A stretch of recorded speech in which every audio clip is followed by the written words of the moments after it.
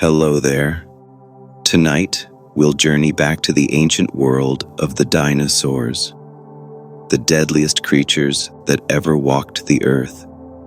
Now, before we begin, let me know where you're tuning in from. And if you're new here, know that this video is designed to help you relax or even fall asleep, while your subconscious drifts back into a time when giants ruled the land and sea. You can make yourself comfortable, maybe adjust the pillow just right, or take a slow, deep breath before we begin. This is not the kind of story that rushes. It is the kind of story that lingers, moving at a pace that feels natural, letting you drift deeper with each passing moment. The word dinosaur means terrible lizard, though of course they were not lizards at all. They were a group of animals unlike anything alive today, towering, stalking, swimming, flying, each with its own way of surviving in a world that was sometimes lush and green, and sometimes harsh and empty. But tonight, we are not speaking of all dinosaurs. Tonight, we are speaking of the deadliest dinosaurs that ever existed, the hunters that defined fear, the giants that dominated entire landscapes, and the survivors whose very design made them rulers of their time. Do you not find it strange that something so terrifying in life could feel so soothing to listen to in the quiet of night? Perhaps it is because distance softens danger.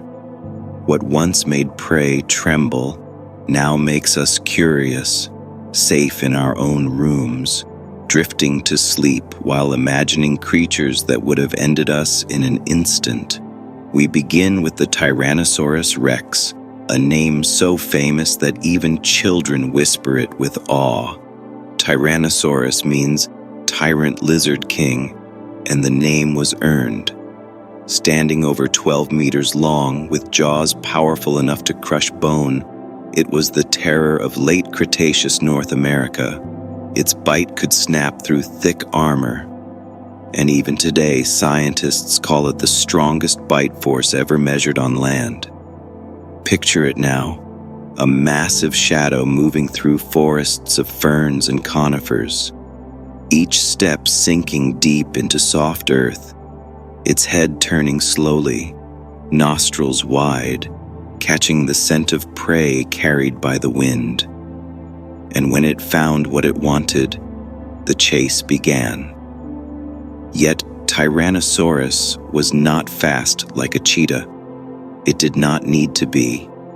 Its size, its sheer momentum, made escape almost impossible once the chase began. Smaller dinosaurs, like the Triceratops with its horns and frill, were built for defense. But even they often fell under the weight of the tyrant king. You might be wondering, was it the deadliest of them all? That depends on how you define deadly. Some creatures killed with speed, others with cunning, and some with sheer unstoppable bulk. Tyrannosaurus was a specialist in overwhelming force. It was not elegant, but it was absolute. But let us not stay with the tyrant too long, for the ancient world was filled with other killers, creatures whose names are less famous, but whose designs were just as terrifying. Take the Spinosaurus, the so-called spine lizard, a predator even larger than Tyrannosaurus. Its back carried a great sail of spines, perhaps used for display, perhaps for regulating heat. Scientists still debate. But what is certain is that Spinosaurus was the deadliest hunter of rivers. Unlike most other theropods, it lived in water as much as on land, hunting fish the size of cars. Its long, crocodile-like snout was filled with conical teeth, perfect for gripping slippery prey. and some think it may have attacked other dinosaurs at the water's edge, striking from rivers and lakes the way crocodiles do today. Imagine for a moment the still waters of a prehistoric river, mist rising at dawn. A smaller dinosaur approaches the bank to drink. From beneath the surface comes a ripple, then a sudden explosion of water and teeth. The prey has no chance, pulled under in silence, while the sail of Spinosaurus glides like a ghost above the surface. And still, Spinosaurus was not the only nightmare, for in South America, there lived giants like the Giganotosaurus. Its name means giant southern lizard, and it rivaled Tyrannosaurus in size, though perhaps more slender, faster. It stalked vast plains where herds of giant plant eaters grazed. Picture a herd of Argentinosaurus, some of the largest animals to ever walk the earth, moving slowly across the land. Behind them, shadows stir in the tall ferns. Giganotosaurus waits with patience, waiting for the weak, the young, the injured. When it moved with purpose, jaws snapping, claws tearing, turning giants into prey. Do you not find it remarkable that creatures of such size could fall before hunters only slightly smaller? It reminds us that strength is not always enough. Sometimes speed and strategy matter more. And in a world where survival was the only law, even the mightiest could be brought down. As we drift further, let us also meet the pack hunters, the raptors, creatures like Velociraptor, whose name means swift thief.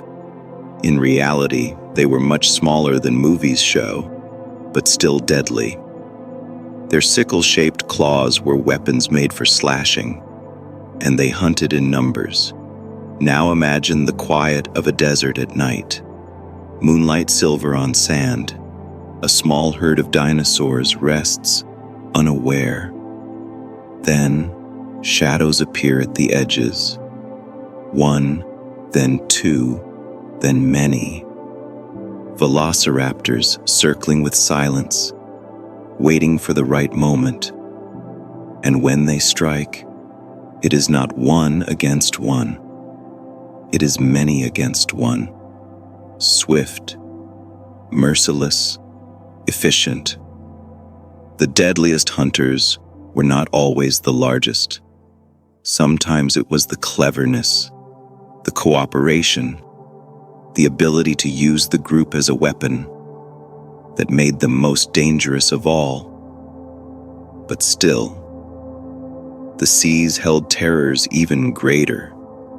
For while land was ruled by the dinosaurs, the oceans were ruled by reptiles just as fierce. Creatures like the Mosasaurus, whose name means lizard of the Meuse River. Though not a dinosaur, it swam in their time, a predator as massive as a bus, its jaws filled with sharp teeth. Picture standing on the shore of a Cretaceous sea, the water calm, sunlight sparkling on waves. Then without warning, a shape rises beneath, larger than anything you can imagine. The Mosasaurus lunges upward, jaws snapping around prey, and then vanishes into the depths. How small would you feel, knowing that even the ocean itself was filled with things that could end you in a single bite? As you breathe slower now, sinking deeper into the rhythm of this story, remember that all of this once was real. These were not monsters from legend, they were animals, as real as birds in your window today. They lived, they hunted, they died, and they vanished. leaving only bones and shadows of their existence. But tonight, as you drift between waking and dreams, they rise again in your imagination. The Tyrannosaurus in its forest, the Spinosaurus sliding through rivers, the Giganotosaurus stalking plains, the Velociraptors circling in desert moonlight, the Mosasaurus breaking the waves, each one the deadliest of its world, each one a reminder that life has always tested itself, with tooth and claw, with speed and cunning, with size and strength. And this is only the beginning. The world of the dinosaurs was never still. It shifted over millions of years. Continents drifted, climates changed, seas rose and fell, and with every change came new hunters, each deadlier than the last in its own way. Earlier, we saw the rulers of land and sea, the Tyrannosaurus, the Spinosaurus, the Giganotosaurus, the smaller but cunning Velociraptors, and the ocean hunter Mosasaurus. Yet there were still so many more killers hidden in that lost age, waiting for us to meet them in the shadows of history. One of these was the Allosaurus. Its name means different lizard, and it lived long before Tyrannosaurus. Roaming the Jurassic world around 150 million years ago, it was not as heavy as the Tyrant King, but it was faster, with jaws designed for tearing flesh rather than crushing bone. Imagine walking through the forests of the Jurassic, tall conifers stretching into the sky, cicades filling the undergrowth, and herds of massive Diplodocus lumbering through, peaceful giants grazing. And then, from between the trees, the lean shape of Allosaurus steps into view, not alone, but with others. Scientists believe that Allosaurus may have hunted in groups, or at least taken advantage of a herd strategy. One would distract, while others struck from the sides, attacking the softer flesh beneath the neck or belly. Do you not find it eerie that even so long ago, creatures may have understood the value of cooperation? Now picture the moment of attack. The herd of Diplodocus rears in confusion, tails whipping like massive whips. Trees shudder as giants panic, but Allosaurus is patient, waiting for the young or the weak. It moves in, slashing with curved teeth and claws, retreating when threatened, but returning again and again until the prey collapses from exhaustion. If Tyrannosaurus was the brute force of the Cretaceous, then Allosaurus was the relentless persistence of the Jurassic. But predators did not always hunt in forests or plains. Some lived in harsher places, like deserts where survival itself was a battle. One of these was the Carcharodontosaurus. Its name means shark-toothed lizard, and it was named for its long, serrated teeth. Teeth like the jaws of a shark, capable of ripping through flesh in massive strips. Carcharodontosaurus stalked what is now northern Africa, in an age when that land was not desert, but a lush floodplain filled with rivers and lakes. Here it lived alongside Spinosaurus, making that region home to two of the largest predators ever to exist. Picture the tension of that ancient land. One giant ruling the rivers, Spinosaurus sliding through currents like a crocodile, the other ruling the land, Carcharodontosaurus striding through open plains with serrated jaws, neither safe from the other, both powerful in their own worlds. If you close your eyes, You can almost hear the low calls of herds of plant eaters moving cautiously between river and grassland, always aware that death could come from the water or from the trees. The air heavy with heat, the sun blazing overhead, and in the shadows, the shark-toothed hunter waiting for its chance. Another of the deadliest hunters was the Utahraptor, a raptor far larger than the Velociraptor. Its claw alone was as long as a man's hand, curved like a sickle. Its body was built for ambush. Strong legs, powerful arms, and a mind sharp enough to plan attacks with others. Imagine walking through a canyon in the early morning light. Dust rises from the rocks. A herd of small dinosaurs moves quickly across open ground. Suddenly, silence. You notice the stillness before you notice the shapes. Utahraptors, crouching low, feathers bristling, eyes fixed. Then in an instant, they leap, and the silence breaks into chaos. While Tyrannosaurus ruled through size and Spinosaurus through ambush, the raptors ruled through precision and speed. They were not giants, but they were killers designed for accuracy. And sometimes that was even deadlier. And let us not forget the skies. For though dinosaurs ruled land, there were other reptiles that dominated the air. Creatures like the Quetzalcoatlus, a pterosaur so vast its wings stretched over 10 meters. It was not a dinosaur, but it shared their world, and its hunting made it just as fearsome. Picture the shadow it would cast, wings gliding silently over plains, its long beak pointed downward, scanning for small prey, or even scavenging the kills of larger dinosaurs. To see it soaring above, one might think of a dragon, though it was no myth. It was real. Now, return with me to the oceans again, for if the land was filled with teeth and claws, the seas were an even darker stage. There lived creatures like the Leopleurodon, a pliosaur whose jaws stretched over 3 meters long. Some say it was the top predator of all time. Imagine swimming in ancient seas, sunlight fading as you dive deeper. Suddenly the water around you dims, as a shadow larger than any whale you have ever seen passes by. Then a jaw opens, filled with teeth longer than daggers. The strike is swift, brutal, and final. Does it not make you feel small, thinking of oceans where even whales would not be safe? But death in the ancient world was not always the work of giants.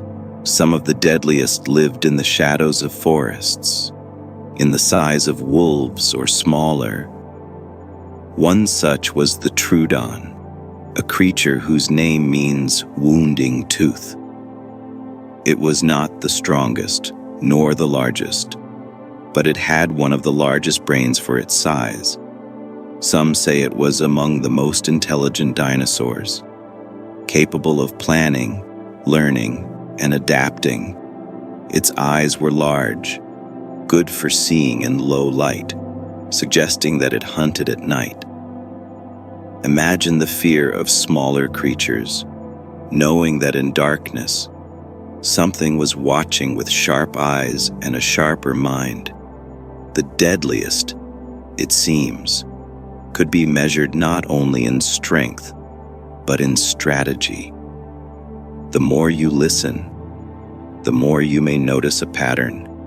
Each age had its killers, each continent its champions, and each one was shaped by its world.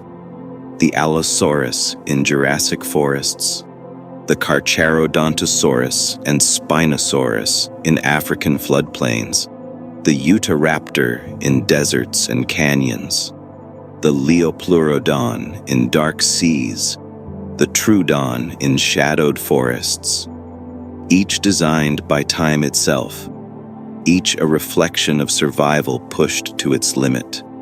And yet, even in all this danger, there was beauty. The sails of Spinosaurus glowing in sunlight, the wings of Quetzalcoatlus stretching against the horizon, the patterns of feathers on Utahraptors shifting in desert winds. These were killers, but they were also wonders. You might ask yourself, how did they all vanish? How could creatures so perfect for their world simply disappear? The answer lies in what we call extinction. Sudden change, asteroid impacts, shifting climates, the very forces that once shaped them into rulers turned against them and ended their reign. The lands of deep time were never quiet, and for every hunter we have spoken of, there were others that shaped fear in entirely new ways. Some had claws so long they looked like curved scythes. Some had jaws shaped not for crushing, but for slicing. Some combined speed with intelligence, creating something almost unsettling to imagine. One of the strangest, and yet among the deadliest in its own right, was the Tyrannosaurus. At first glance, it seems almost comical. Its name means scythe lizard, and indeed it carried claws as long as a man's arm, curved and sharp, like blades carved from keratin. Early scientists who found its claws thought they belonged to some giant turtle, but in truth, they belonged to a dinosaur that walked on two legs, feathered, towering up to 10 meters tall. What made Tyrannosaurus deadly was not that it hunted others with speed or stealth, but that it was a living wall of defense. No predator would approach lightly, for those claws could slash open flesh with a single swipe. Imagine standing before it in ancient forests of Mongolia, feathers bristling, its long neck swaying as it turned its claws toward you. Would you dare take a step closer? Yet claws were not always for defense alone.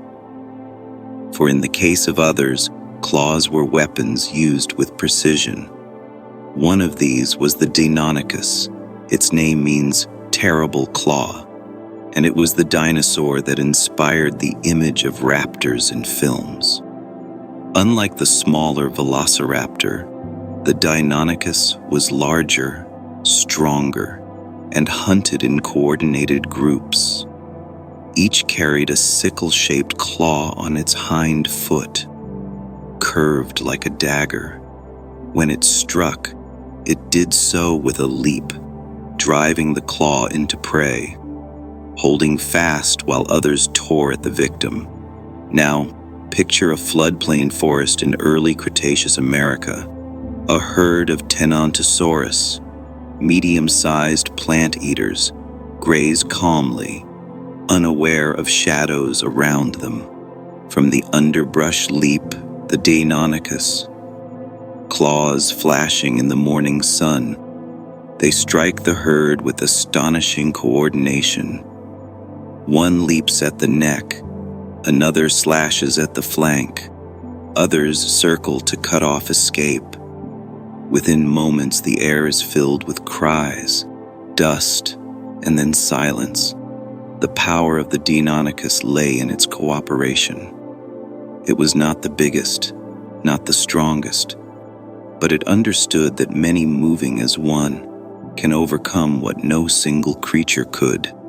In South America, another hunter rose that rivaled even the great tyrants of the north, the Mapusaurus. Its name means earth lizard in the local Mapuche language. This giant may have reached lengths over 12 meters, and evidence suggests it hunted in packs. working together to bring down the colossal Giganotosaurus. Imagine a plane stretching toward the horizon. Massive Giganotosaurus herds moving like living mountains. And there, keeping distance, the Mapusaurus watching, waiting. At first, there is patience.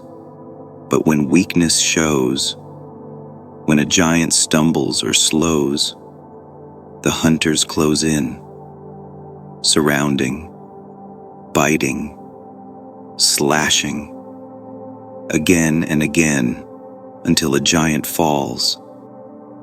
To think of hunters this large, cooperating with such persistence, reminds us that danger came in many forms, not just in solitary killers, but in organized force. And then there were the hybrids of worlds, creatures that combined features of hunters we already knew. One such was the baryonyx, whose name means heavy claw. It lived in rivers much like Spinosaurus, though smaller, with a long crocodilian snout. Its great claw, over 30 centimeters long, was a weapon for fishing, but also a tool for slashing at anything unlucky enough to cross its path. Picture the banks of an ancient river in what is now England, reeds swaying in the wind. A group of iguanodon come to drink. The water ripples, not from crocodiles, but from baryonyx, jaws snapping upward with fish still dripping from its teeth. It turns its head, eyes fixed on the herd at the water's edge, and with a sudden rush it moves, sending panic through the clearing. The baryonyx reminds us that deadliness was not always in size, but in versatility, a hunter of fish, of dinosaurs, of anything it could seize in its claws. The skies, too, held shadows of death. We have spoken of Quetzalcoatlus, but there were others, like the Hatzegopteryx.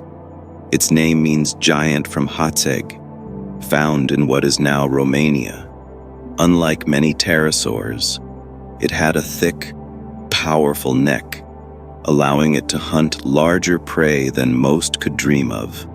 Imagine standing in a meadow on an island of late Cretaceous Europe. Smaller dinosaurs feed in peace, when suddenly a shadow falls across them. From above, the Hatzegopteryx drops with precision, wings folding, beak striking down like a spear. In an instant, one of the smaller creatures is seized, lifted, and carried away into the sky. Even the air was not safe.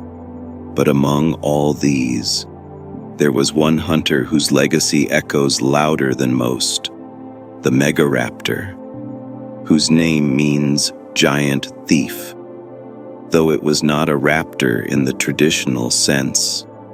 Instead, it carried enormous claws on its hands, weapons more terrifying than those on its feet. Imagine walking through thick forests of South America. Leaves crunch underfoot, and then the sound of branches breaking above.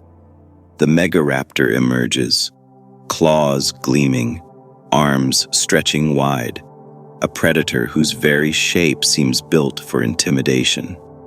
It is strange, is it not, how nature can shape predators with weapons that seem almost designed to unsettle us. Claws like knives, jaws like saws, bodies moving with silent precision.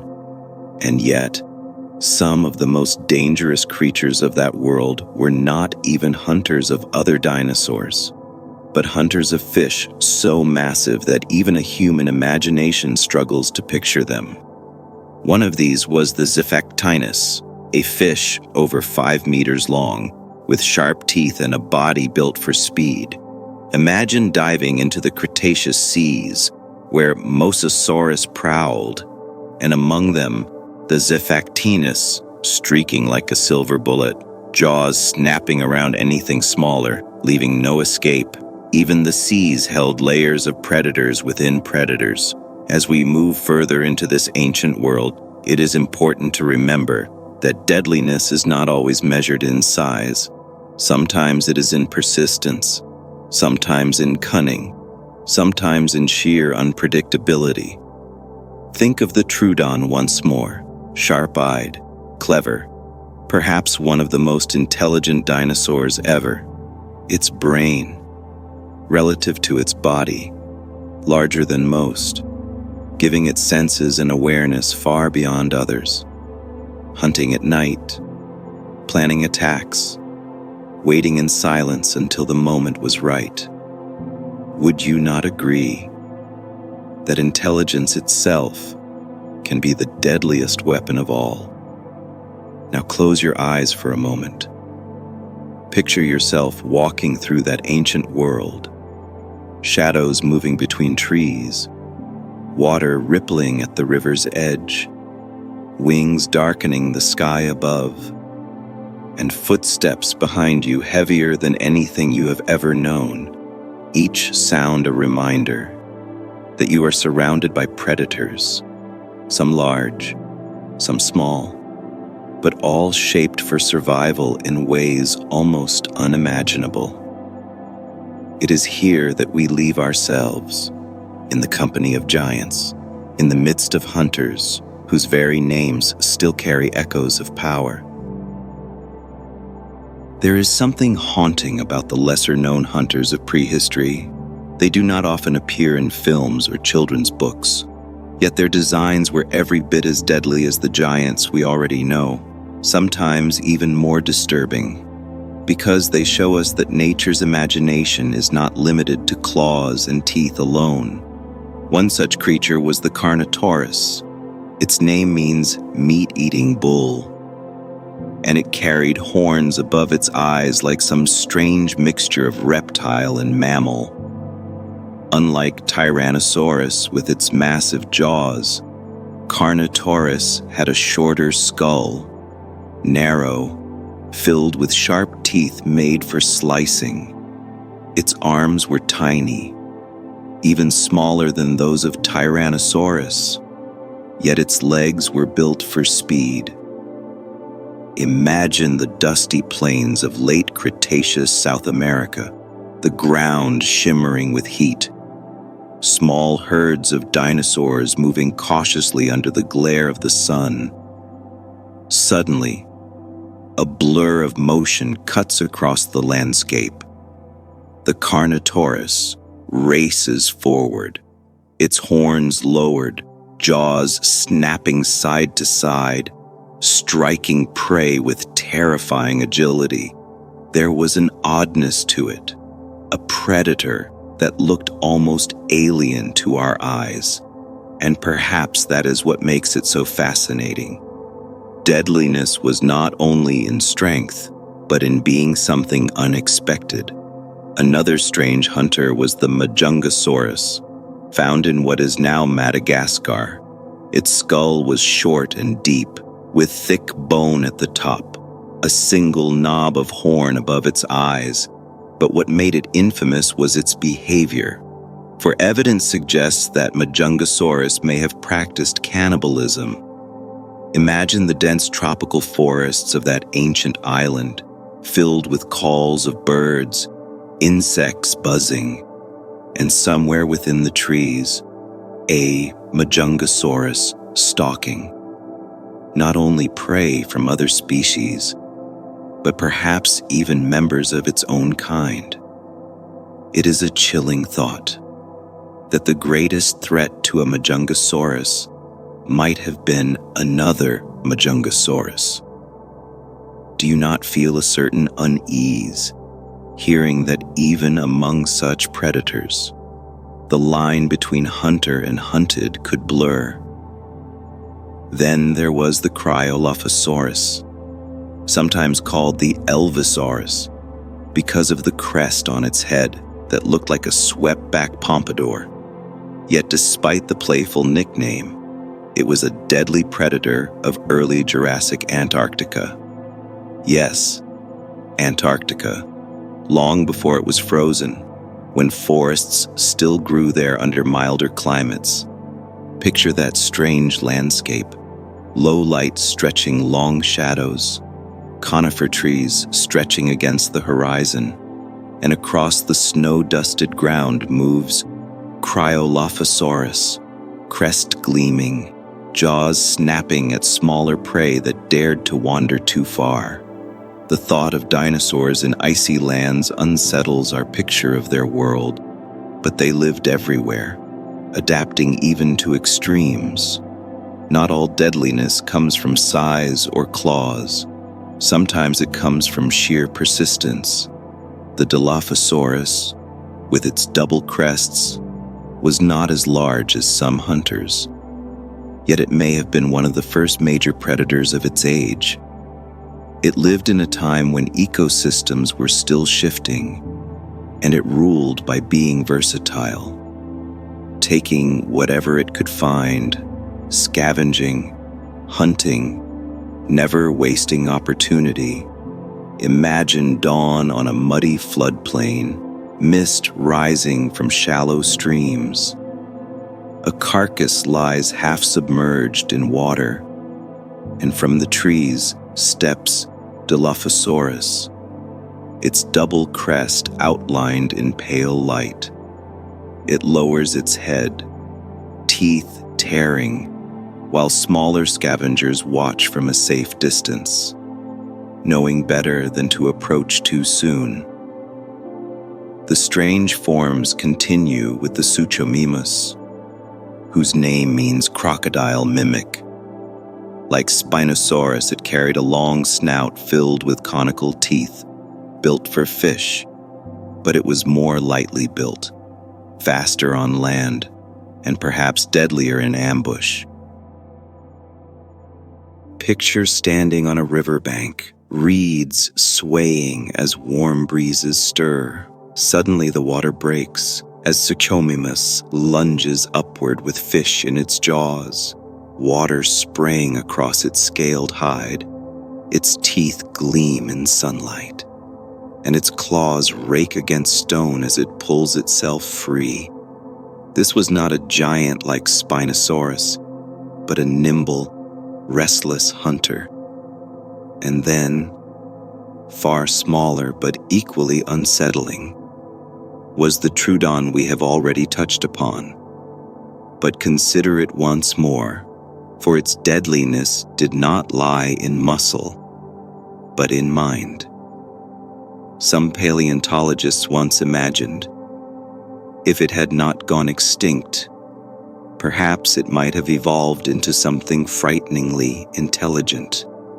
Its eyes, forward-facing, its brain, large for its size, its claws, delicate but sharp.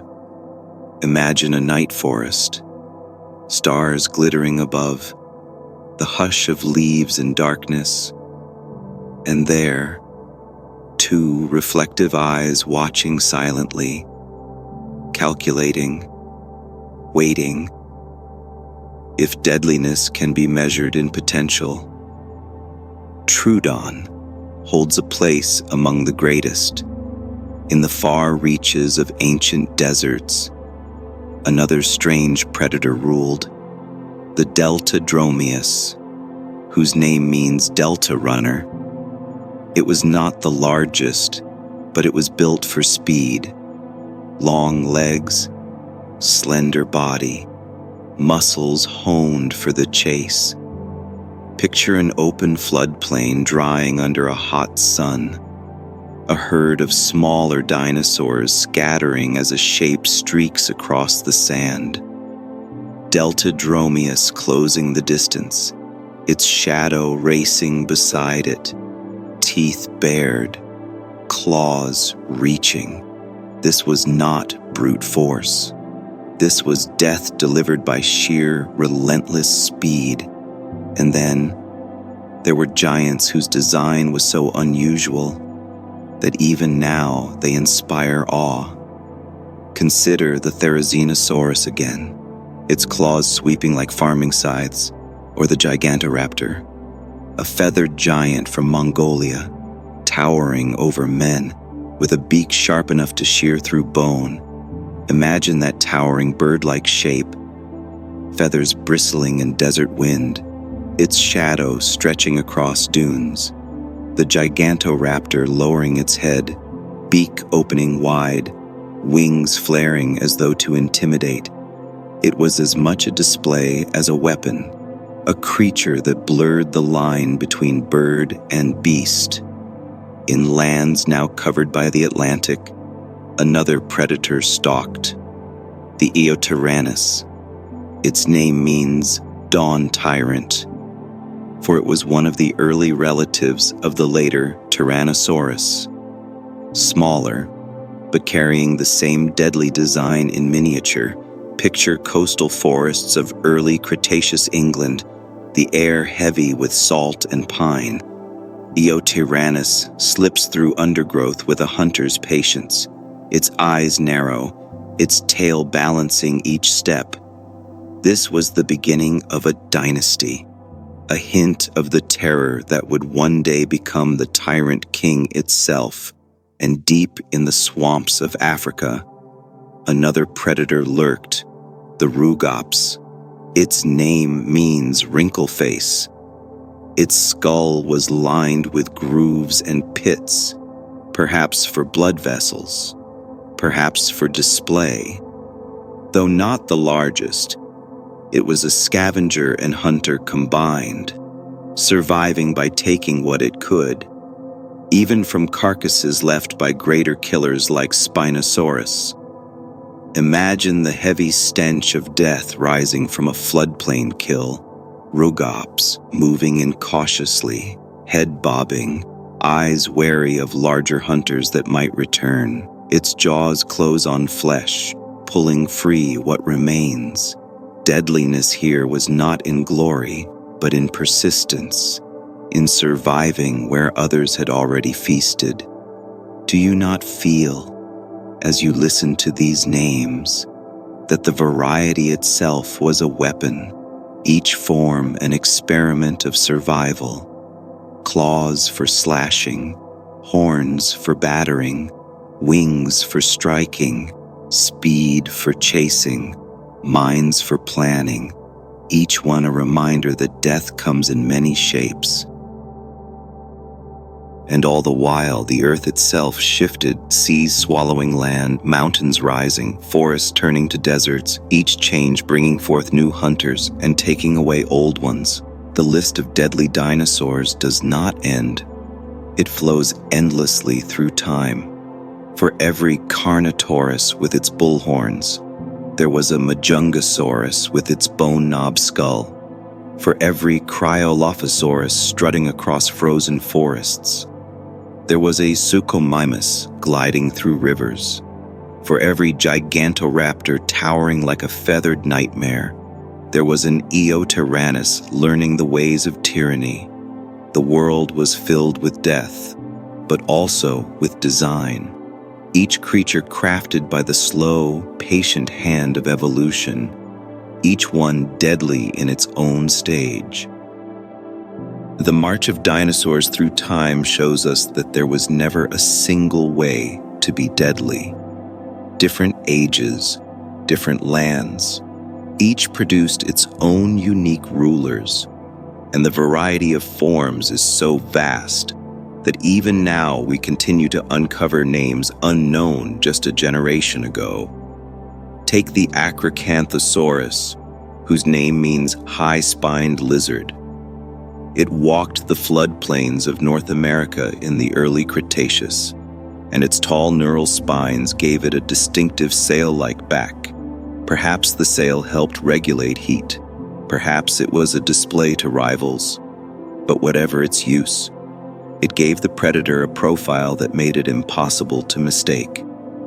Picture the low plains, warm waters winding between groves of conifers. And across that land strides the Acrocanthosaurus, its sail rising above tall ferns, casting long shadows in the morning light.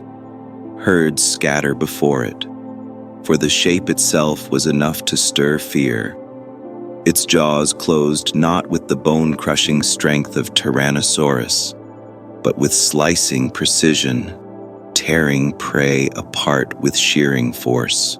And in Asia, another hunter grew that would later be remembered as one of the largest of its kind. The Tarbosaurus. Its name means alarming lizard, and it was indeed the terror of late Cretaceous Mongolia. Very close in design to Tyrannosaurus, with powerful jaws and tiny arms.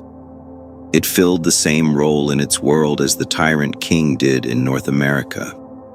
Imagine a wide desert plain, dust carried on wind, and in the distance, a familiar but slightly different shape approaches. The Tarbosaurus moves with the same heavy stride, the same massive head, but leaner, more adapted to its Asian environment. It was a reminder that nature does not create once, but repeats its best designs across continents. Another predator of Asia was the Monolophosaurus. Its name means single-crested lizard, because of the ridge of bone that ran along its snout. This Jurassic hunter was not the largest, but it carried jaws lined with sharp teeth and a skull built for speed, its crest perhaps used for display or recognition. Picture a riverside in Middle Jurassic China, frogs croaking in reeds, dragonflies the size of birds buzzing overhead, and there, stepping lightly across stones, the Monolophosaurus hunting for smaller dinosaurs. Its crest catches sunlight, its eyes darting, claws ready, a reminder that even medium predators, in the right place, could be among the deadliest of their time. And in South America, another terrifying design appeared, the Pyknonemosaurus, whose name means dense forest lizard. It was a relative of Tyrannosaurus, though earlier, with long legs and a skull meant for deep bites. It lived in what is now Brazil, stalking forests and floodplains with a ferocity written into its very bones. Picture heavy green canopy overhead, insects droning an endless hum, and beneath that roof of leaves, Pyknonemosaurus steps silently, jaws ready to strike, prey unaware that a tyrant in the making moves just meters away. But some of the strangest killers were the Abelisaurids, a family of dinosaurs with short, blunt skulls, thick skin, and strange ornamentation. Among them, the Rajasaurus, its name meaning king lizard, found in India. It carried a single horn on its head, and though smaller than Tyrannosaurus, it was no less deadly in its own land. Imagine the dry landscapes of late Cretaceous India, scattered plants across dusty soil, a herd of Indosaurus grazing under the sun, and then from the ridge comes the Rajasaurus, horn gleaming, tail lashing, teeth bared. The smaller herd scatters, but one is too slow, and the king lizard closes in. And then there was the Indosuchus, another Indian predator, its name meaning Indian crocodile. Though it was no crocodile, it walked on two legs, a hunter of opportunity, feeding on whatever it could overpower. Its skull was deep, its teeth sharp, its life a constant search for survival in a changing land. Picture two predators crossing paths, the Rajasaurus and the Indosuchus, rivals on the same plane, circling one another with eyes fixed, one king crowned by a horn, the other a deep-skulled brute, a silent standoff under the blazing sun. In South America once more, Another abelisaurid walked, the Giganotosaurus. Its name means explosion-born lizard, because its remains were found during dynamite work, yet its life was explosive enough on its own. With a stocky frame and jaws lined with teeth built for tearing, it was the top hunter of its region. Imagine the noise of insects in a dense tropical forest, then silence as branches part. And the Giganotosaurus emerges, muscles coiled, jaws snapping forward to seize prey with crushing grip. For those caught in its path, there was little escape. Not all hunters were massive, though. Some of the most efficient were small, agile, and quick. Consider the Compsognathus. Its name means elegant jaw. It was no more than a meter long, yet its speed and sharp teeth made it a killer of small prey. Picture a clearing under bright Jurassic sun, insects buzzing, small reptiles darting across leaf litter. Suddenly a blur. The Compsognathus darts forward, jaws snapping around a lizard in an instant. For the smallest hunter, the deadliest moments were quick, silent, and final. And yet there were also giants of speed, such as the Struthiomimus, the ostrich mimic. It was not a hunter of large prey, but its speed, grace, and sharp beak allowed it to seize small creatures with ease. Picture the plains filled with tall ferns, dust swirling under hot winds. Herds of plant eaters scatter as the Struthiomimus races across open ground, legs blurring, claws ready, seizing what it can in a lightning flash. Sometimes deadliness is not measured in power, but in how quickly life can end with a single strike. But there were also hunters whose skulls tell a different story. Consider the Majungasaurus again, with its thick bone and horned skull. In Madagascar, it was the terror of its land. And in its bones, we find signs of feeding on its own kind. Cannibalism written into the fossil record. Picture a silent forest on a hot evening, the smell of blood in the air, a Majungasaurus feeding, and nearby another emerges, drawn by the same scent. They circle, then one lunges, not at prey, but at its rival, teeth sinking into flesh of its own kind. Deadliness turned inward, predators becoming prey themselves.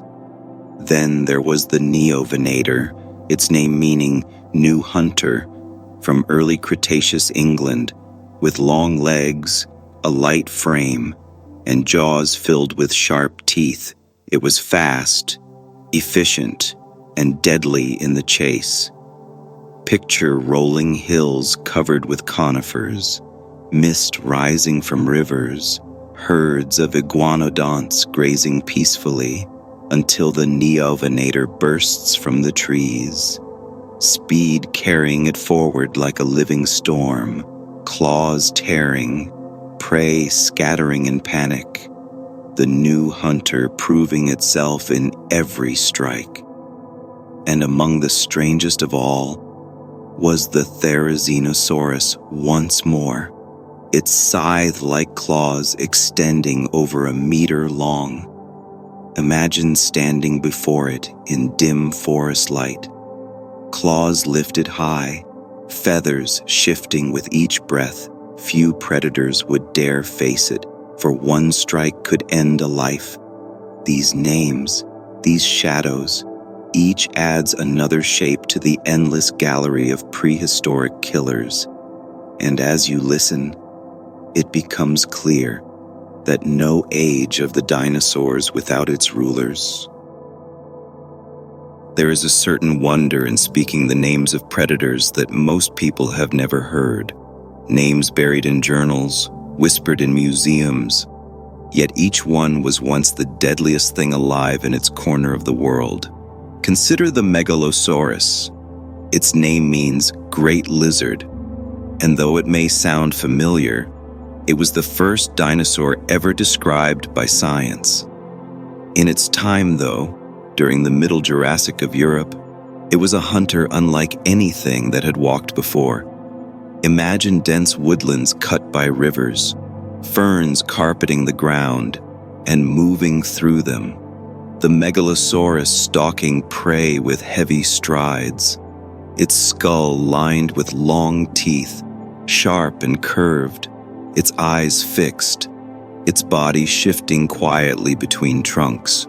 This was the ancestor of lineages that would later become even larger, but in its age it was already the terror of forests. Another of these ancient hunters was the Torvosaurus. Its name means savage lizard, and the name was earned. It rivaled Allosaurus in size, stretching up to 10 meters, with jaws built for tearing apart prey far larger than itself. Picture rocky hills under a Jurassic sky, herds of long-necked Apatosaurus lumbering across valleys, and from the ridge above, the shadow of Torvosaurus watching, its jaws open in a deep roar, echoing across stone, prey startled, tails whipping, dust rising, but the savage lizard does not hesitate. It charges downward, claws tearing into flesh, reminding all in its path that the forests and plains belong to hunters as much as the herds. And from the shadows of the same age came the Ceratosaurus. Its name means horned lizard, for it carried a small horn on its snout, more display than weapon, yet enough to give it a strange and fearsome look. Its teeth were blade-like, long and curved, perfect for slicing. Imagine standing at the edge of a Jurassic river, fish breaking the surface, dragonflies buzzing in humid air, and there, half hidden in reeds, the Ceratosaurus waits. Its head tilts slightly, the horn glistening in faint light. Its jaws snap forward, pulling prey into shadows. Deadliness does not always need size. Sometimes a single strike, placed at the right moment, is enough. In Australia, another predator carved its place, the Australovenator. Its name means southern hunter, and it carried long claws and swift legs, earning it comparisons to raptors, though it was larger and stronger. Picture a dry Cretaceous woodland in what is now Queensland, dust hanging in hot air, herds of small dinosaurs moving across open clearings. And then, the Australovenator bursts from trees, claws flashing, jaws snapping. Its speed alone makes escape nearly impossible. This hunter was not a giant tyrant, but it did not need to be. Speed was its weapon. Precision was its crown. Then there was the Mapusaurus once more, but let us linger on it a little longer, for the evidence of its hunting tells us something rare. Scientists believe that Mapusaurus may have worked together, not just as chance scavengers, but as a coordinated pack. Picture a dozen of them, stalking together in open plains, each one massive on its own, but together, unstoppable, surrounding a herd of Argentinosaurus, giants whose bodies rose like towers above them. And yet, with every nip, every strike, the herd grew weaker, until even the largest had to fall. The idea of pack-hunting giants chills the imagination. For what defense could size alone offer against unity and hunger? Not all predators needed numbers, though. The Mononychus, whose name means one claw, was small, bird-like, and carried a single oversized claw on each arm. Its body was built for speed, its arms short but strong. Some believe it tore into insect nests, others think it hunted in ways we do not yet understand. Imagine a desert night, stars glittering cold above sand. A tiny shadow darts between dunes.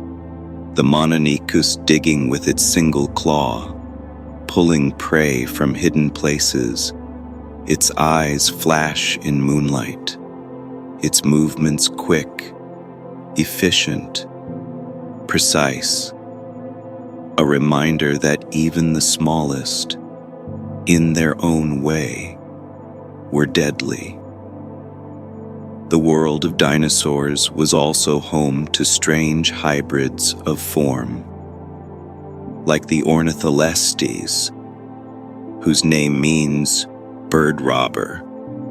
It lived in late Jurassic North America, small, agile, with a narrow snout and teeth sharp enough to slice through flesh of smaller prey.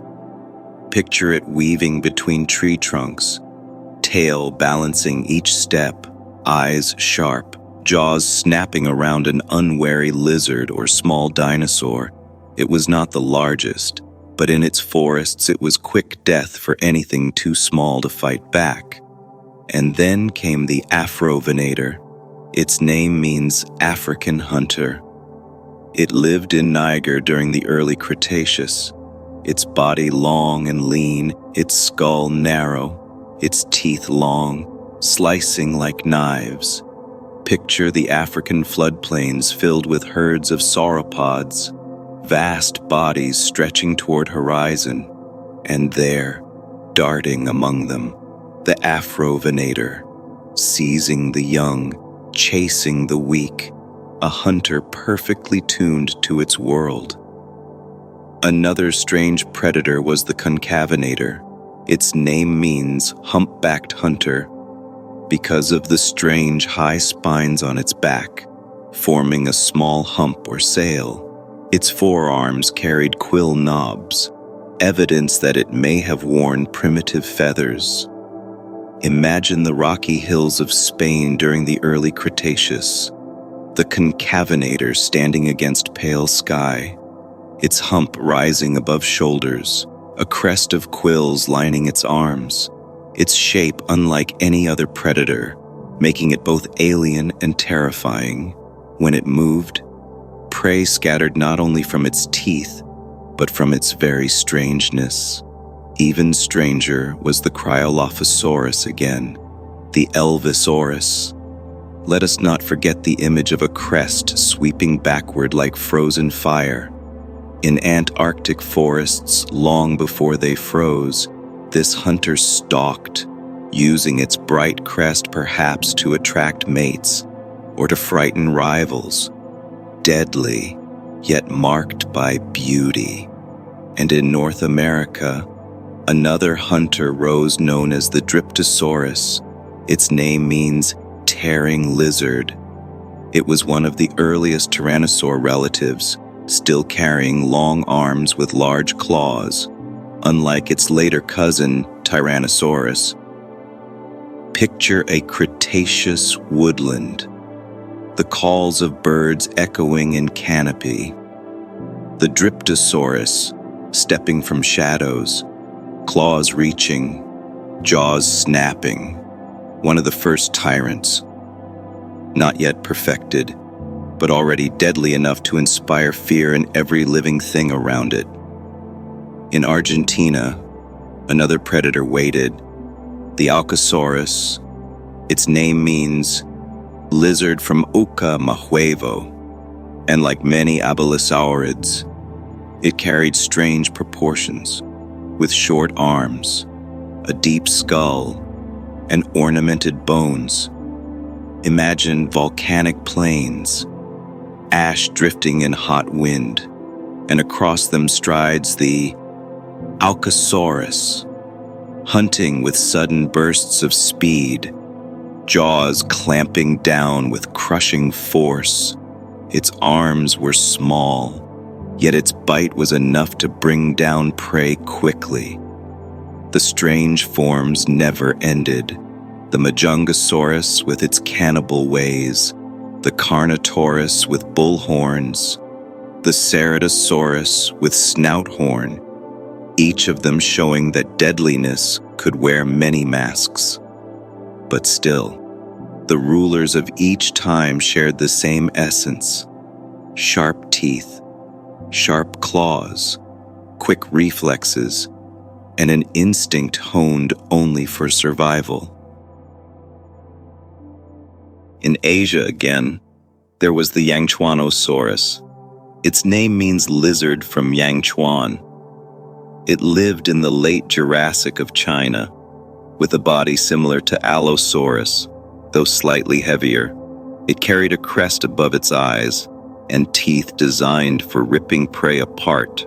Imagine green valleys split by rivers, conifers swaying in breeze, herds of smaller herbivores grazing in safety, until the Yangchuanosaurus emerges from hills, roaring deep into morning air. Its shadow falls across clearing, and panic spreads instantly. In Africa again, there was the Irritator, named not for its ferocity, but because paleontologists were irritated when its fossil was damaged by fossil hunters. Yet in life, this Spinosaurid was far from comical. With a crocodile-like snout and long, sharp teeth, it was built to seize prey in water and on land. Picture the shallow rivers of Brazil, fish swimming in schools beneath surface. Suddenly, jaws break water, long and narrow, filled with teeth. The Irritator emerges with thrashing prey, shaking its head violently, water spraying in sunlight.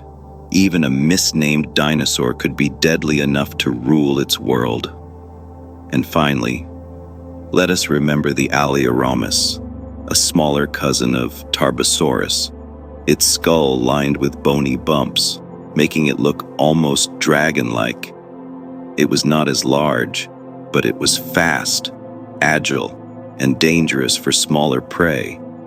Picture it racing across plains in Mongolia, cresting dunes like a shadow of death, chasing down anything small enough to fall within its jaws, the bumps along its head catching light, giving it a monstrous look, deadly, strange, unforgettable. And so the list of hunters grows longer, stretching across time and continents, each one a whisper from the fossil record, each one once alive, moving, breathing, killing, surviving. As the Cretaceous period neared its end, the world of the dinosaurs reached a peak of diversity. Some were the largest ever to walk the earth, some were the swiftest, and others were perfected hunters honed by millions of years of survival. In these last ages before the asteroid, deadliness wore many forms. One of the most striking was the Dakotaraptor. Its name means robber from Dakota, and it was one of the largest raptors ever discovered. Unlike the small Velociraptor, this creature stretched over 5 meters, with feathers along its arms and long, deadly sickle claws on its feet. Picture the sweeping plains of ancient North America, herds of Edmontosaurus grazing under wide skies.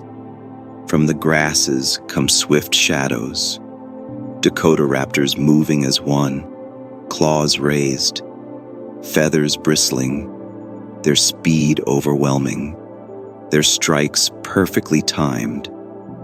This was the raptor perfected, blending size, intelligence, and group tactics into one terrifying force. And then there were the Dromaeosaurus, smaller but no less dangerous. Its jaws stronger than other raptors, capable of crushing bone as well as slicing flesh. Imagine a dense forest floor, prey fleeing in panic, but caught not only by claws, but by jaws that could snap with brutal efficiency. These raptors may not have had the size of Dakotaraptor, but their design was no less lethal. As predators perfected themselves, so too did defenses evolve. Consider the Pachycephalosaurus. Though not a carnivore, it carried one of the strangest weapons in the dinosaur world, a dome of solid bone nearly 20 centimeters thick. Its name means thick-headed lizard, and that description is more literal than most. Imagine two of them facing one another on open plains, lowering their heads and charging forward with tremendous force, the sound of skull meeting skull cracking across the land. This was not a predator, but a reminder that deadliness came in many forms. Even plant eaters defended themselves with weapons that could kill. Among the last of the great hunters was the Tyrannosaurus rex itself, already spoken of before. But in this final age, it reigned supreme, for no other predator matched its bite, its size, its dominance. When the Tyrannosaurus walked, the land itself shook. Picture the final days of the Cretaceous, forests thick with life, rivers filled with fish, herds of triceratops grazing under the watchful sky, and among them stalked the Tyrannosaurus, its jaws ready to close on anything unlucky enough to cross its path. This was not only a killer, it was the culmination of an entire lineage of predators. But there were other tyrants too. The Albertosaurus, smaller but faster, a relative of the tyrant king. It ruled Canada's plains, chasing hadrosaurs with speed rather than sheer power. Picture the open floodplains, dust clouds rising as Albertosaurus herds themselves chased prey. This was a tyrant built for endurance, for persistence across the chase. And in Asia, the Alioramus hunted alongside Tarbosaurus. Its smaller size and dragon-like ridges across its skull gave it an eerie look, a reminder that evolution often repeats the same forms, but adds its own strange decorations. Picture Alioramus darting between trees, striking quickly at smaller prey, while larger hunters roared across the horizon. But deadliness was not only on the ground. Consider the Pteranodon, one of the great flyers of the late Cretaceous. It soared over seas, wings stretching over 7 meters, diving for fish with deadly precision. Imagine standing on a cliff, watching the waves crash below, when a shadow sweeps across the sea. Pteranodon folding its wings and striking the water, rising again with prey clutched tight in its long beak. Even more fearsome in the air was the Quetzalcoatlus, already spoken of but worth remembering here, one of the largest flying creatures ever, taller than a giraffe when standing. It could have hunted small dinosaurs from the ground as easily as fish from the sky. Picture it striding through plains, wings half folded, beak lowering toward a struggling hatchling, a reminder that the skies themselves were not safe. But on the ground, another name carried weight: the Anzu. nicknamed the chicken from hell, though it was far from laughable. This oviraptorid carried feathers, a sharp beak, and claws meant for slicing.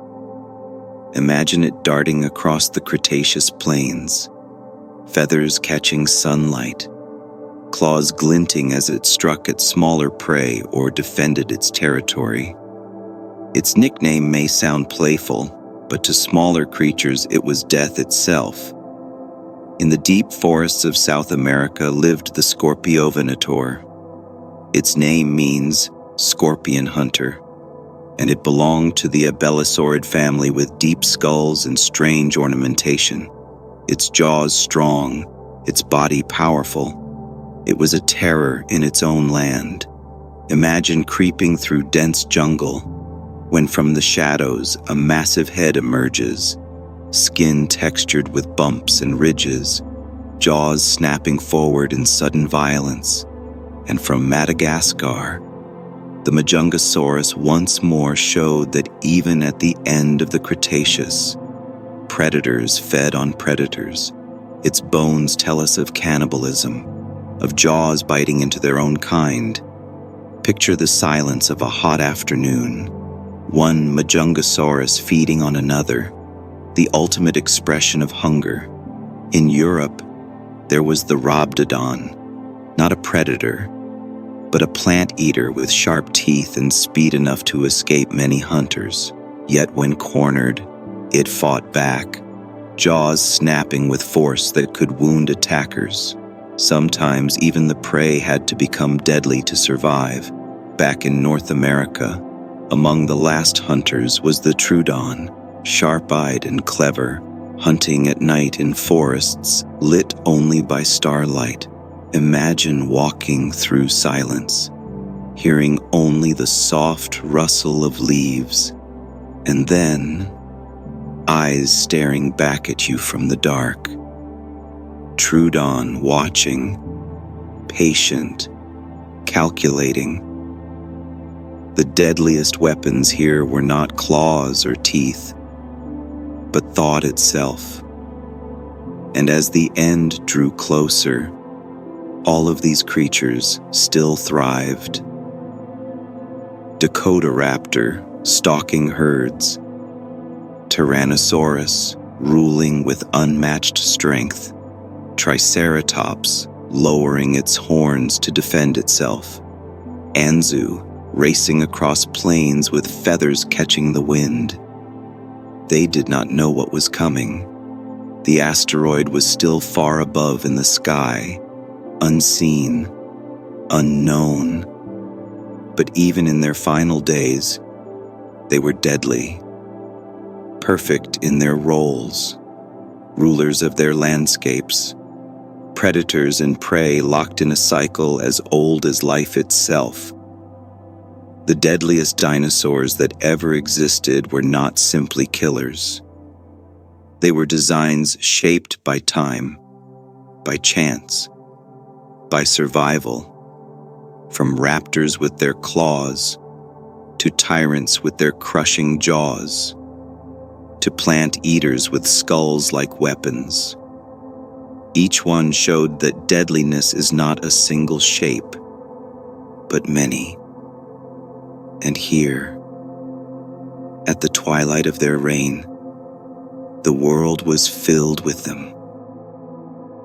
In the last golden ages of the dinosaurs, before the sky darkened, the land was alive with predators of every shape and size. Some names we know well, others drift half forgotten in fossils, but each one was deadly in its own way. Take the Daspletosaurus. Its name means frightful lizard, and it lived in North America just before Tyrannosaurus. It was smaller than the great tyrant king, yet still a predator with bone-crushing jaws, standing over 9 meters long.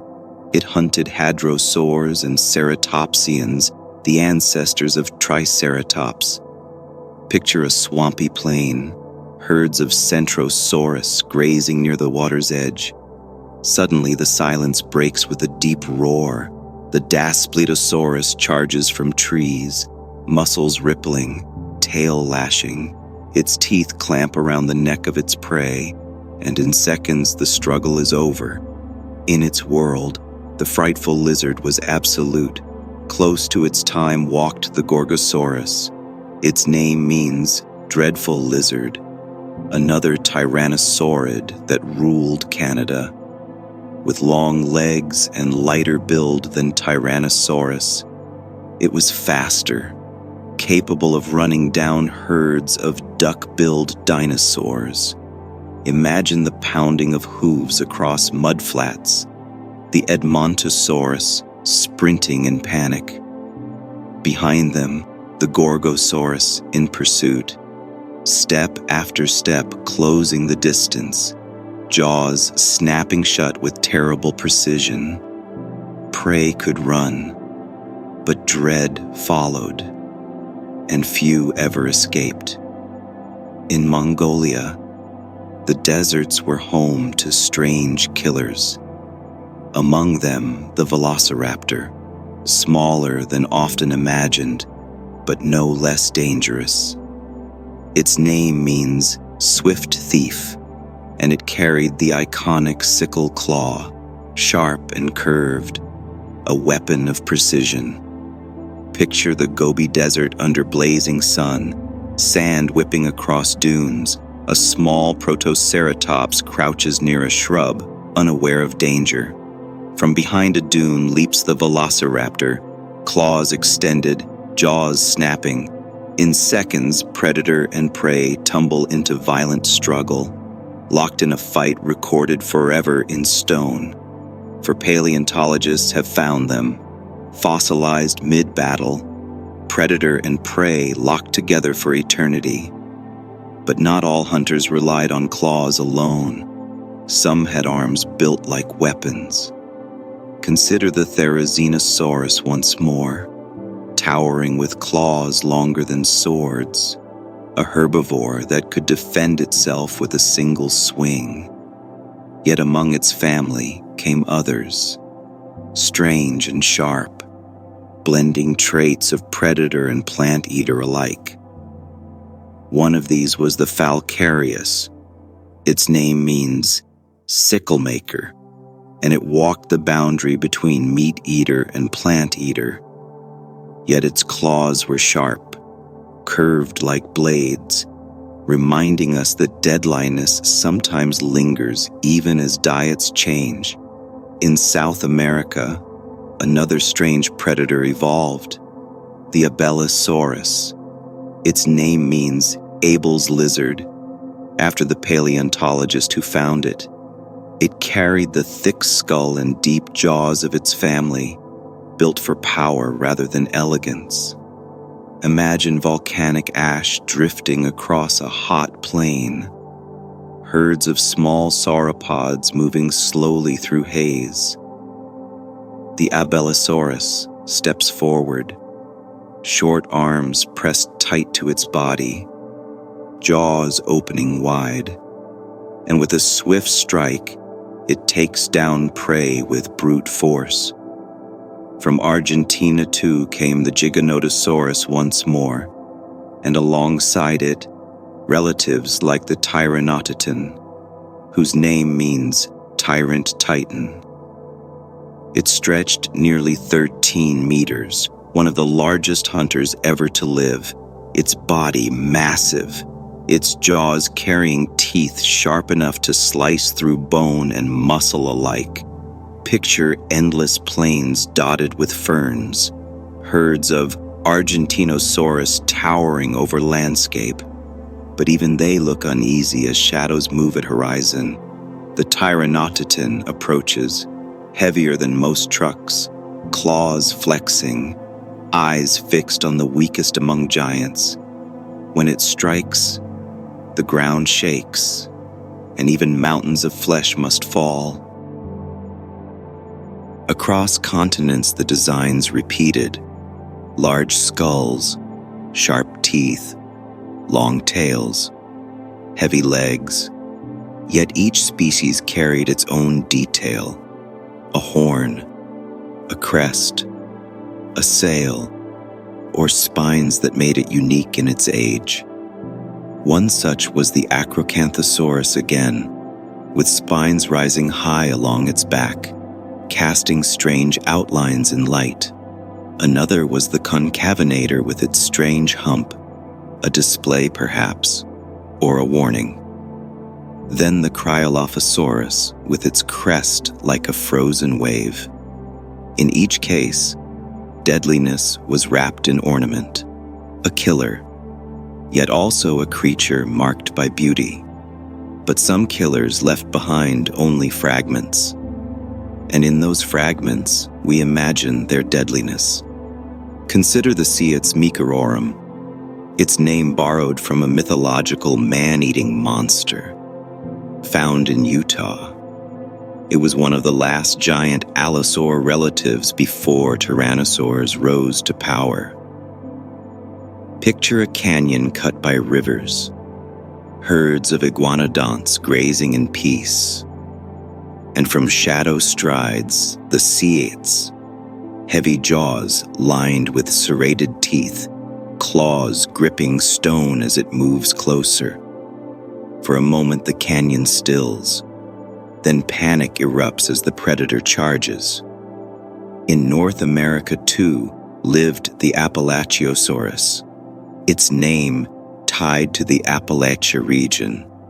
It was a relative of Tyrannosaurus, smaller but deadly in its own forests. Imagine thick canopies, sunlight barely reaching ground, prey moving slowly among trunks, and then the Appalachiosaurus stepping from shadows, jaws opening wide, seizing prey before it even realized danger was near. Among the raptors, too, new names appeared. The Utahraptor, whose name means savage thief, lived in Canada, its snout shorter, its bite stronger, its body small but quick, deadly in ambush. Imagine creeping along rocks near riverbanks, prey drinking unaware, and then the Utahraptor darts forward, claws flashing, jaws biting deep, speed overwhelming in its suddenness. Another was the Belor, found in Romania. Its name means dragon, and unlike other raptors, it carried 2 sickle claws on each foot, doubling the danger. Imagine an island forest, small dinosaurs darting among ferns. The Belor crouches, waiting, then leaps forward, both claws slashing, a storm of feathers and fury. For prey caught beneath it, escape was impossible, and yet the largest raptors were still the most terrifying. Dakotaraptor in North America, Utahraptor in earlier times. Together they show that claws were weapons powerful enough to rival jaws, a reminder that evolution often chooses sharpness over size. Some dinosaurs carried strange armor, yet were still hunters themselves. Consider the Bitroraptor, its name meaning vulture thief. Found in Argentina, it was small, feathered, and armed with long, slender jaws filled with needle-like teeth. It hunted not with brute strength, but with delicacy, seizing small prey in precise bites. Imagine it darting between rocks in arid lands, jaws snapping on lizards or mammals, its feathers catching faint light, its claws scratching across stone. In its own scale, it was a nightmare for anything smaller than itself. And from the deserts of Mongolia came the Shibuya, one of the strangest hunters of all.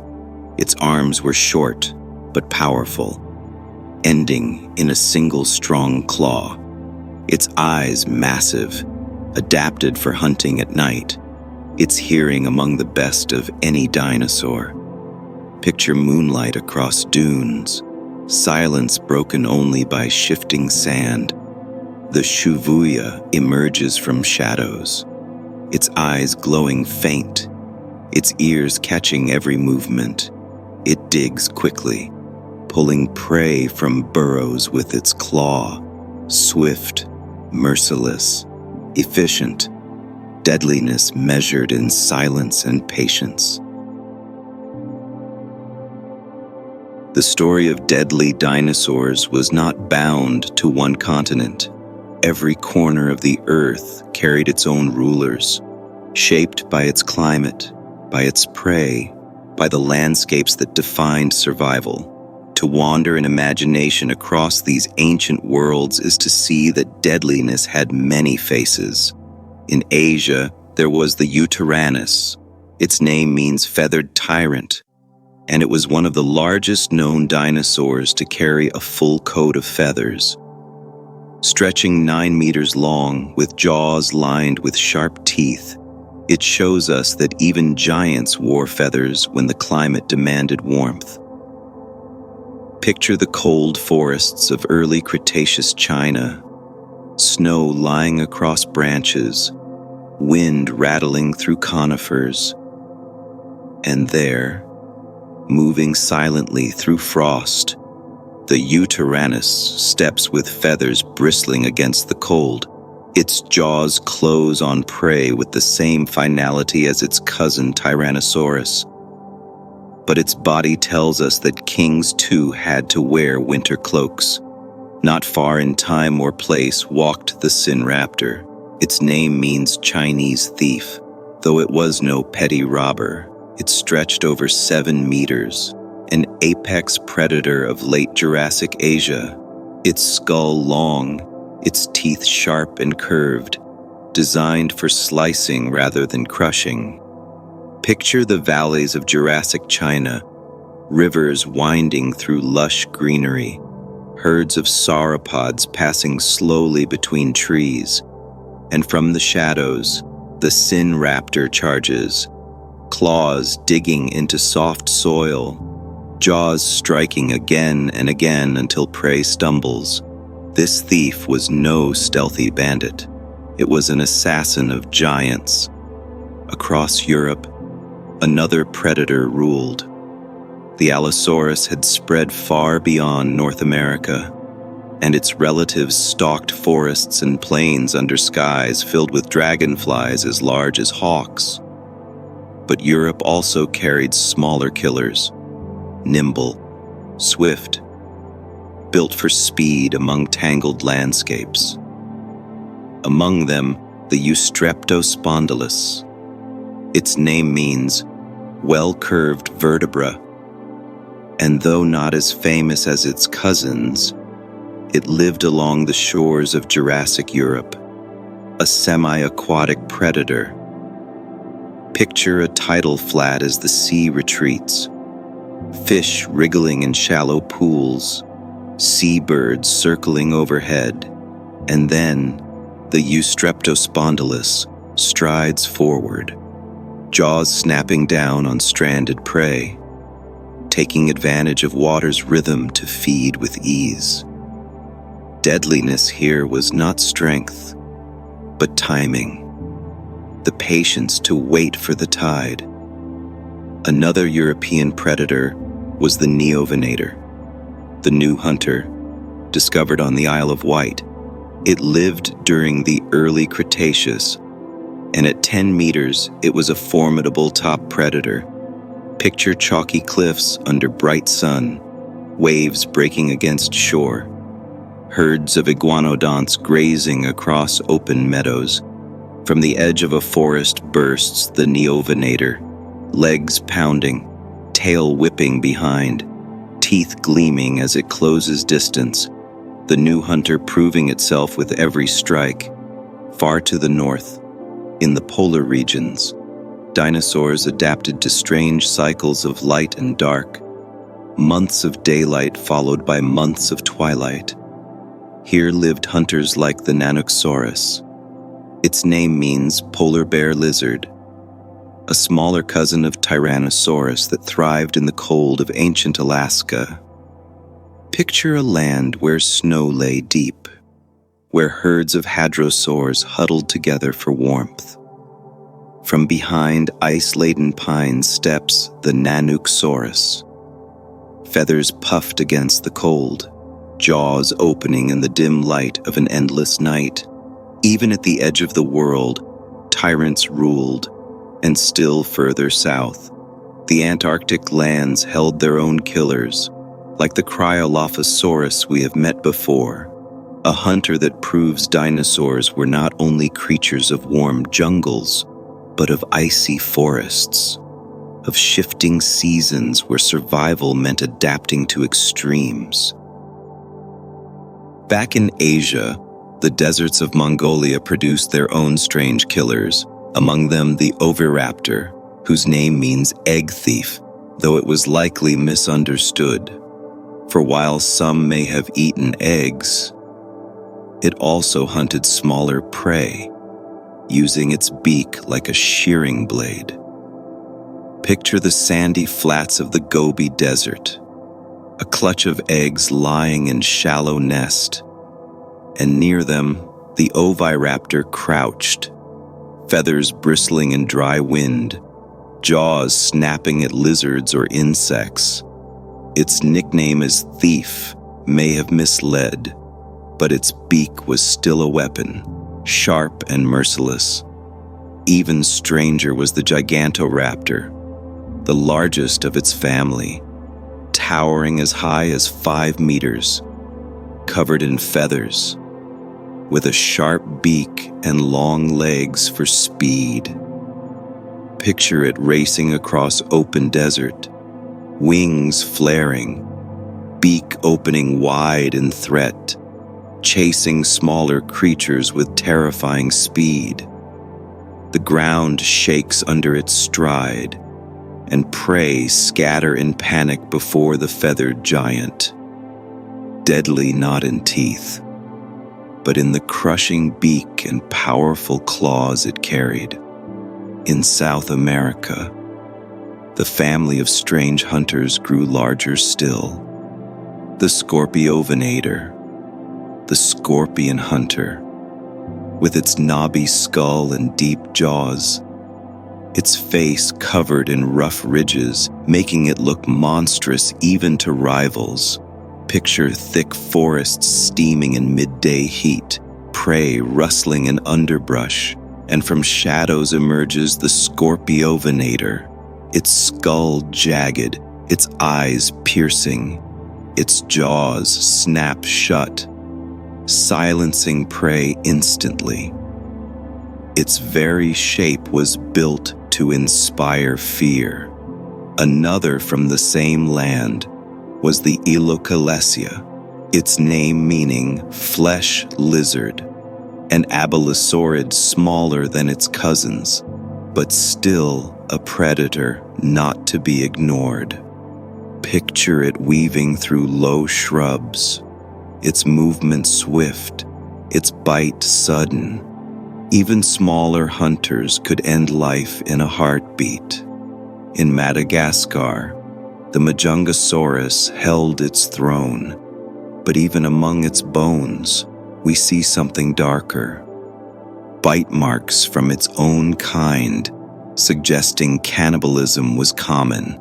Imagine two predators circling one another in tropical dusk, then one lunges, teeth sinking into flesh of its rival. The deadliest hunters sometimes turned on themselves. Across these continents, strange patterns repeat. Tyrants rising in the north, abelisaurids ruling in the south, raptors circling in packs, spinosaurids sliding through rivers. Each land carried its own style of killer, yet all bore the same core traits: claws, teeth, speed. One of the greatest spinosaurids after Spinosaurus was the Suchomimus, already spoken of, but its image lingers. Snout long and narrow, claws heavy, body lithe. Picture it standing mid-river, water rushing around its legs, fish thrashing in its jaws, deadly in silence, patient, precise. But perhaps the strangest of them all was the Tyrannosaurus. Though herbivorous, its claws made it untouchable. Imagine a predator approaching, only to see scythe-like blades longer than its own head sweep outward. For a hunter to attack such a creature was to invite its own death. Deadliness in this case was deterrence itself, and in North America once more, smaller but clever hunters thrived. The Troodon again, perhaps the sharpest mind of its time, its eyes adapted to night, its hearing tuned to faintest sound. Imagine the forest at dusk, silence holding the air, and then a rustle of leaves betrays prey. The Troodon strikes, claws holding, jaws biting, intelligence closing the gap where strength lacked. As the late Cretaceous stretched on, the world was rich with killers. From Alaska to Argentina, from Mongolia to Madagascar, from Europe's cliffs to Africa's rivers, each land crowned its own king. As the Cretaceous period deepened, the battles between predator and prey grew sharper. Each adaptation from one side created an answer in the other, a slow and endless arms race written in tooth and claw, in horn and armor. One of the greatest lines of defense came from the ceratopsians, creatures crowned with horns and frills. Among them, the Triceratops stands as the most famous. Its name means three-horned face, and those horns were not ornaments. They were weapons. Picture a broad plain at dawn, herds of Triceratops grazing on low shrubs, tails flicking lazily. Then the silence breaks. A Tyrannosaurus emerges from trees, eyes fixed on the herd. The giant predator charges, but the Triceratops lowers its head, horns forward, muscles tense. The two collide with earth-shaking force, claws tearing at hide, horns thrusting upward. This was the arms race in purest form. Predator jaws against armored skull. A duel that could end in blood on either side, but horns were not limited to defense. Sometimes they were for intimidation. A predator might think twice when faced with a wall of horns, knowing that one strike could mean its own death. In this way, prey shaped the choices of predators, forcing them to grow stronger, faster, more precise. Another form of defense came from the ankylosaurs, armored dinosaurs whose bodies were covered in bony plates. Their tails ended in clubs of solid bone, swung with enough force to break the leg of a predator. Picture an ankylosaurus moving slowly through forest shadows, plates gleaming like stone. A Tyrannosaurus circles, teeth flashing, searching for weakness. The predator lunges, but the ankylosaurus whirls, tail swinging with bone-shattering force. The tyrant pulls back, blood dripping, reminded that even giants had to fear the hammer of armor. Yet this defense too shaped deadliness. For predators learned patience. They learned to strike at the soft underbellies, at the legs, at the places where armor did not cover. In response to walls of bone, predators grew jaws with greater force, claws with deeper hooks, a game without end.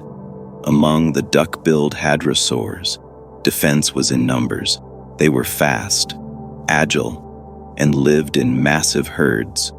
Safety not in armor, but in the crowd itself. Imagine the rush of thousands of feet pounding earth at once, dust rising in clouds, predators forced to pick out a single target from the storm of movement. A Gorgosaurus charges, jaws snapping, but the herd turns as one, fleeing together in waves. The predator may succeed, but often the sheer confusion meant escape. Herds created their own weapon, chaos, but predators answered with teamwork of their own. The Dakotaraptor hunted in packs, circling herds until the weak fell behind. The Mapusaurus worked together against giants like Argentinosaurus. The answer to numbers was numbers. Among the sauropods, the largest of all plant eaters, defense was sheer size. Creatures like the Alamosaurus stretched over 30 meters long, too vast for most predators to challenge directly.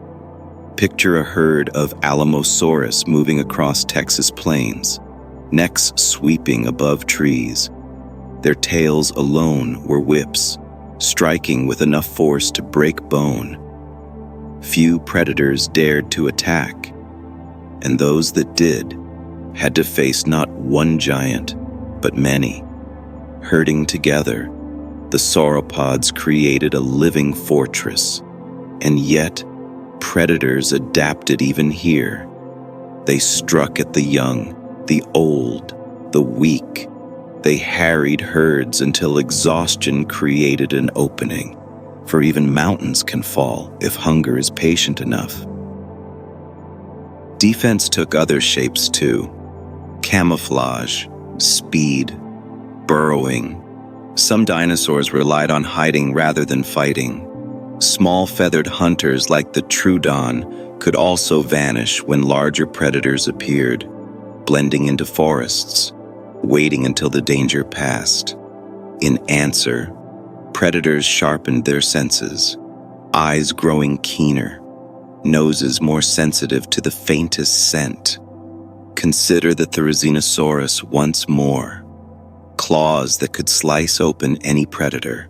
It shows that even among plant eaters, nature built weapons sharp enough to stop killers in their tracks. Predators that learned to respect such defenses survived. Those that did not vanished in blood. This arms race created creatures of astonishing extremes. Horns grew longer, clubs heavier, jaws more powerful, claws more curved. Even feathers became tools of survival, sometimes for warmth, sometimes for display, sometimes to make a predator seem larger than it was. In Asia, the Protoceratops carried frills not only for defense, but perhaps for communication. In one fossil, locked forever with a Velociraptor, we see predator and prey frozen together, claws against frill, jaws against neck, a reminder that evolution pushed both sides to their limit.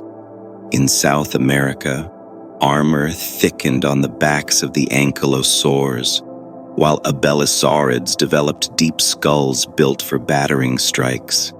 Imagine a clash in tropical dusk. Majungasaurus biting against armor that refuses to yield, jaws straining, muscles trembling, and yet still the armored one stands. Survival is never simple, even within the predators themselves. Competition drove arms forward.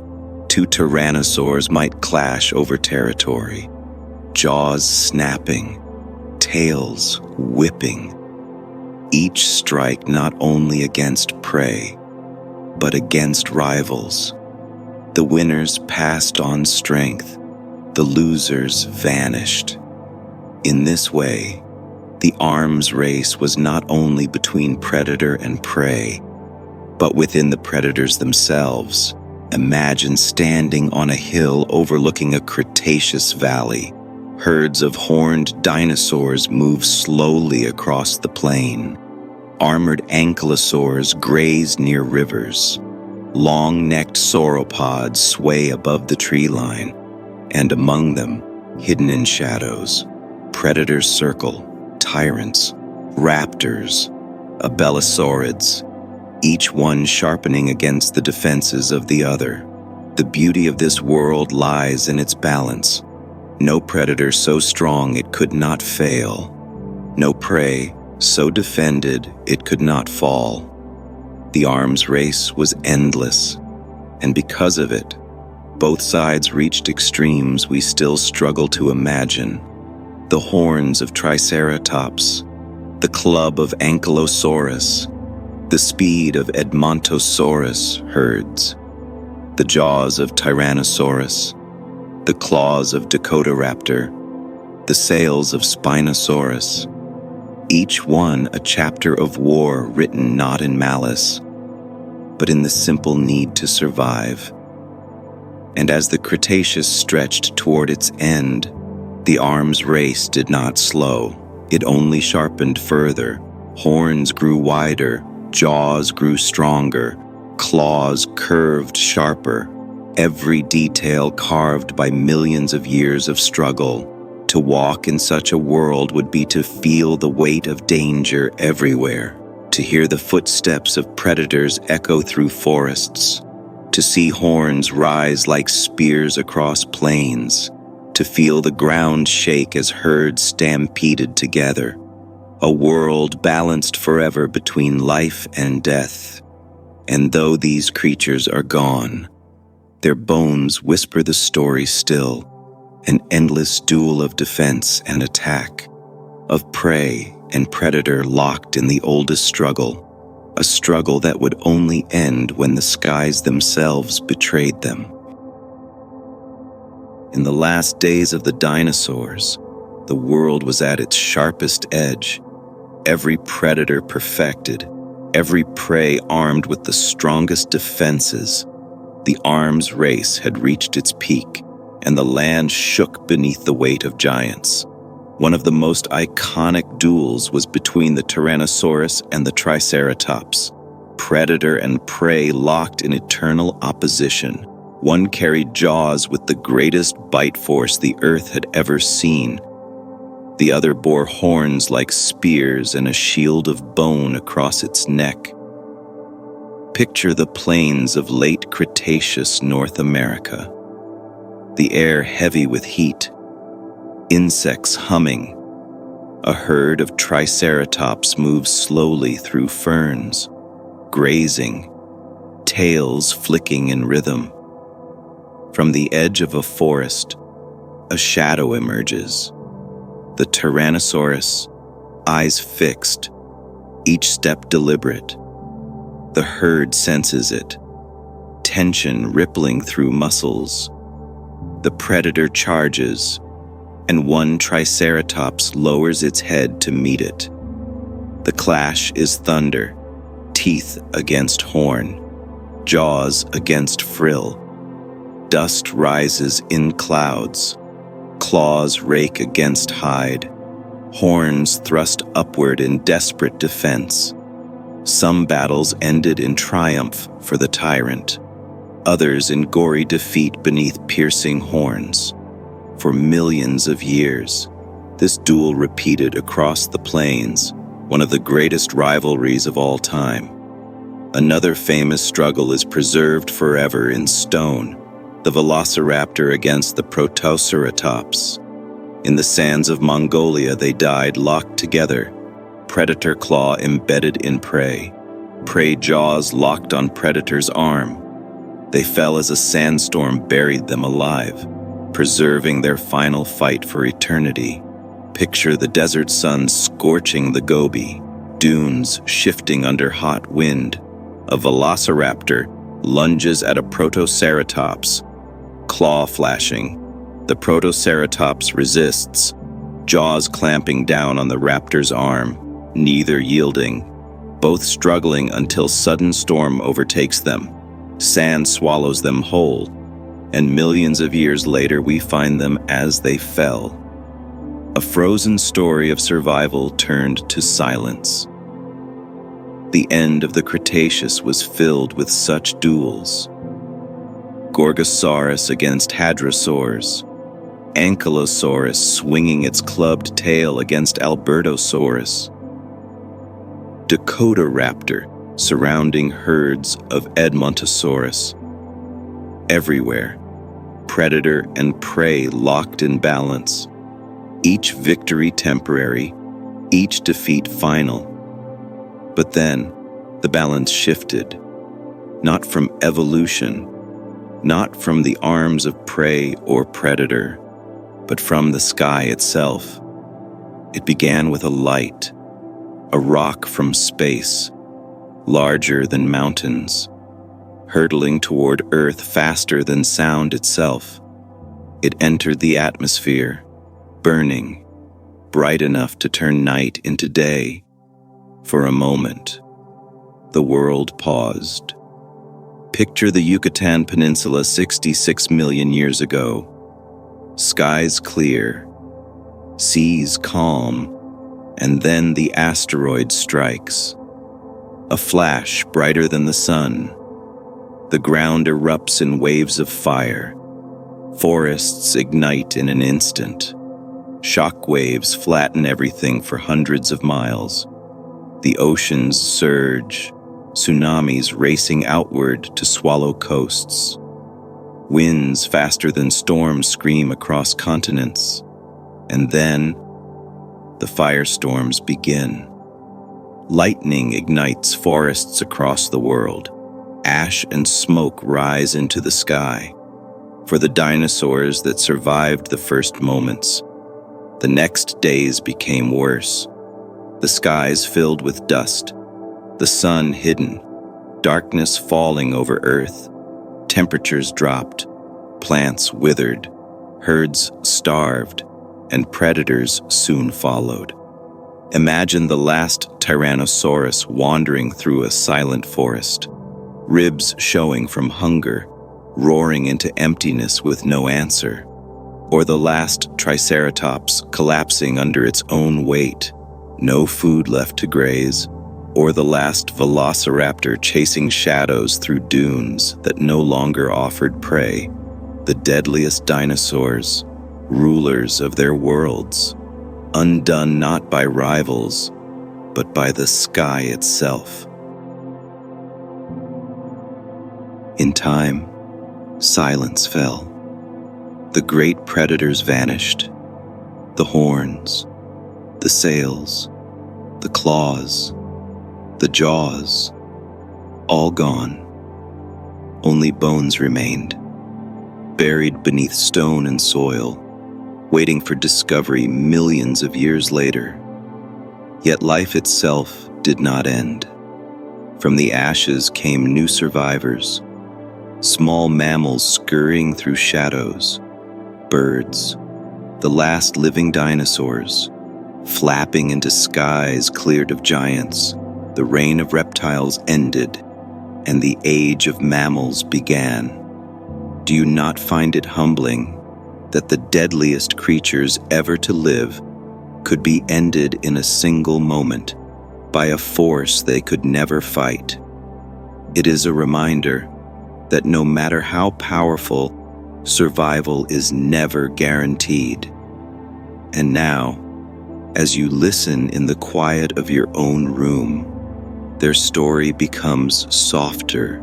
The roars that once shook forests, the footsteps that made earth tremble, are now gentle whispers in your imagination.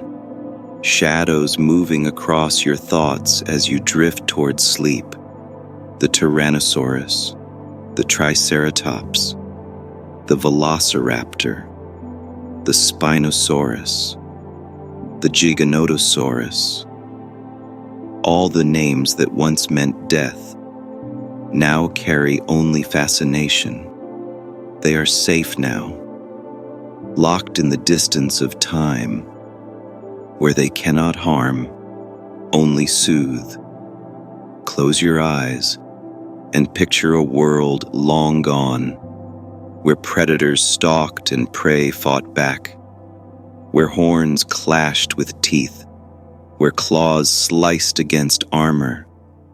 See the plains stretching wide, the forests deep and green, the rivers broad and shining, and in that world, The giants move once more, but this time, they move not as killers, but as companions in your drifting mind, carried gently as you sink into rest, their shadows walking beside you into dream, and with that, we leave them here. The deadliest dinosaurs that ever existed, rulers of a vanished world, guardians of memory. Sleep well, for the giants now keep watch only in silence.